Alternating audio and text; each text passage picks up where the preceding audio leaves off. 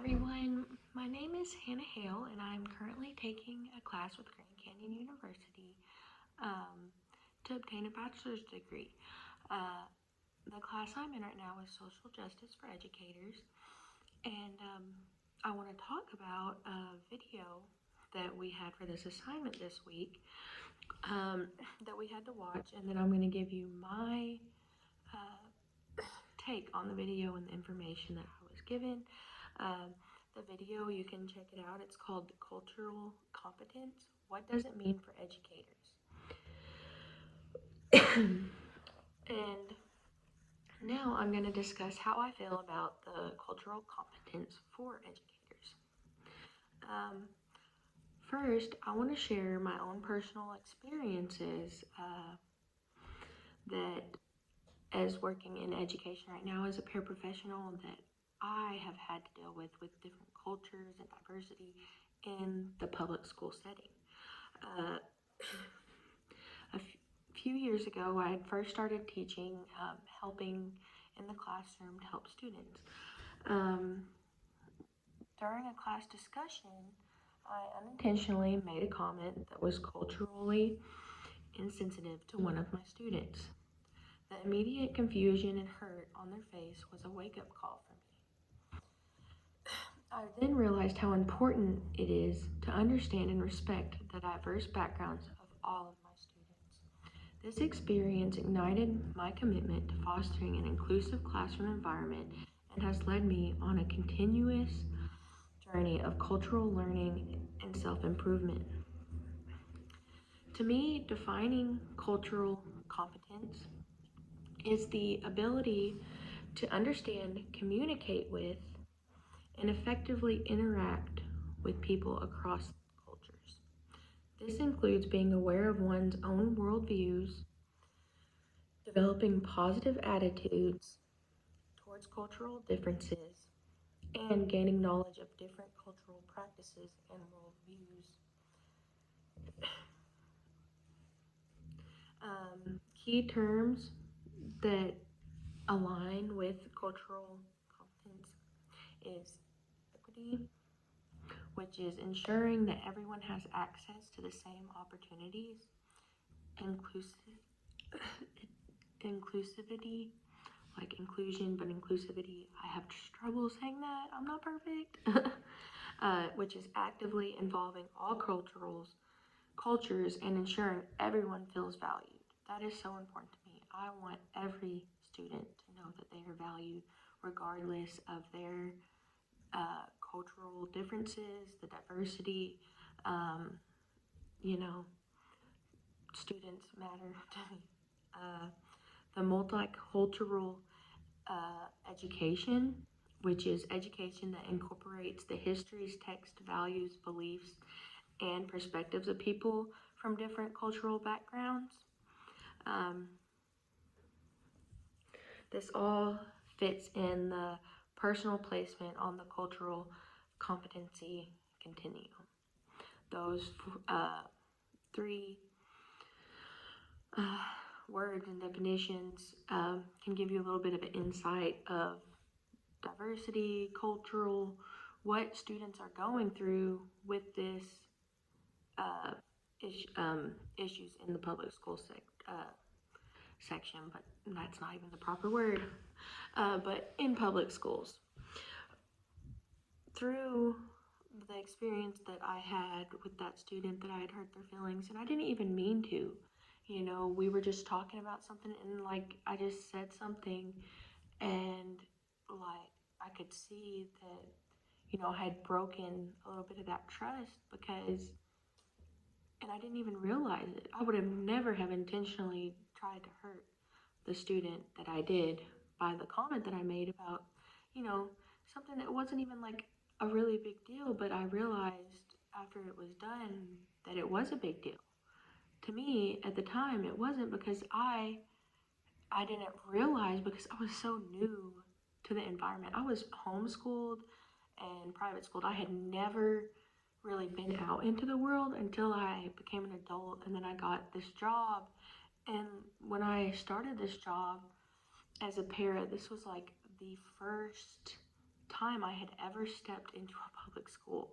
The different atmosphere, the different culture that it brought being in a public school from what I was raised in, I was shocked. Like it was very shocking to me. I was very sheltered though too. So with that being said, I went on a little rabbit trail. I have ADHD. I'm sorry, but to get back on track, for me, um, I place myself, in the development stage of cultural competency. I have moved past the awareness into an active learning and skills development. I, uh, After everything that had happened and the stuff that I had said, I realized the lack of understanding about certain cultural practices uh, that I did not know about. I looked up resources and looked up things about cultural sensitivity, and this has significantly improved my knowledge level on this very controversial topic. And I feel like it's improved my overall classroom interactions with students. Um, to continue to further my education, because as a teacher, as a para, we're always learning new things in this world. But to further my cultural competence, I plan to read a few books that I haven't read yet. One of them is called The Culturally Responsive Teaching and the Brain by Zaretta Hammond. This book is supposed to explore how to effectively teach students from diverse backgrounds. So I want to read that. I also want to recommend some books that I have read because I've worked, as a para in general ed, but I've worked a lot in special ed. Um, and I read these books a few years ago, and it really opened my eyes to life in the special needs community. And another book too. The book that I was mentioning though is called Fish in a Tree by Linda Molly Hunt, and it's about a preteen middle schooler that has dyslexia, and she doesn't know she has dyslexia. And then she's always bad, she's always in trouble, not doing her work. And then there's a teacher that saw the signs and took the time and he taught her. And it's a very powerful story, and it touched my heart because it just opened my eyes to, a little bit of information about that. And then I also read a book called Out of My Mind by Sharon M. Draper. And this book is about a child that is disabled, nonverbal, in a wheelchair. And it's coming from her point of view because she can talk. She understands when you communicate with her and her perspective on how people look at her, how people don't even acknowledge her sometimes.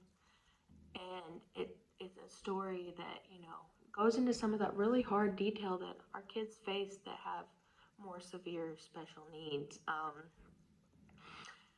don't know if I don't really know much about the author. I don't know if this is her child she wrote about, but the idea of the story is, towards the end, she gets a talking device and she's able to just let everything out that she'd been holding in for so long because she just could not break that language barrier of speech actually coming out of her mouth.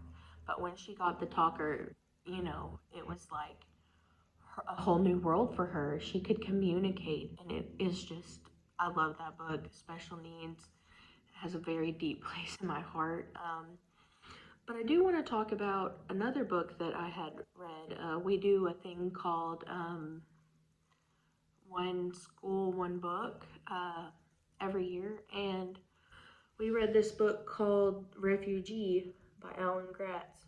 And this opened my eyes to a lot of different cultures and the diversity of students that we have in our school. Um, this book was called Refugee, and it's about different refugees all across the world at certain times and their trip, to come over during that time. And it was a hard book to read, and we have quite a few students that are refugees in our community, and the stuff that they've had to go through and see, and the difference from the environment, they had been kind of raised in, and then taken across country, and then raised in this little bitty small community I work in. And, we have a very large population of different diversities. My coworker, she's actually from Japan, so her and her kids, they're refugees, and I've really enjoyed my time working with her and getting to learn the difference in the culture that she was raised in and in the culture I was raised in. It was really cool. But I also want to talk about this idea that popped in my head. I wrote it down. I had to write all my notes down. But and then I critiqued it. So imagine we're in a classroom and each student sees their culture represented in the curriculum and feels valued and understood by the staff, by the students, by the teachers, by everyone. And with this, the students in the classroom learn each other in a moderated, respectful environment, and they can openly talk about their culture, their stuff. And this promotes active listening, empathy building exercises, and can incorporate harmony and understanding within the cultural differences in the classroom I'm in. In conclusion of this video, I just want to encourage each of you to journey out and continue learning more about culture competence. It's not just about avoiding misunderstanding or conflicts. It's about enriching our teaching practices and empowering every student to reach their full potential. A thing that I like to go by with in our school, we had a motto, which is every student, every minute, every day. And that is just so powerful to me, because it does take, every teacher, every student, every minute. I mean, we have students here for 8 hours. You have 60 minutes in an hour. And, you calculate it up. Their life is important. Their culture is important. Their diversity is important. And it's important for us as educators to understand and be able to have the same respect for their cultures, their lifestyles, as they try to have for us.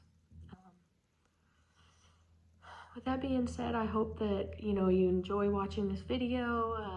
Like it if you want. I mean, it's a little long, but hopefully it's kept you engaged throughout pretty good. But like I said, I have ADHD. I'm kind of all over the place. My brain goes in loops. But good luck on your journey to create more knowledge of cultural competence. Hope you have a good rest of your week. Bye.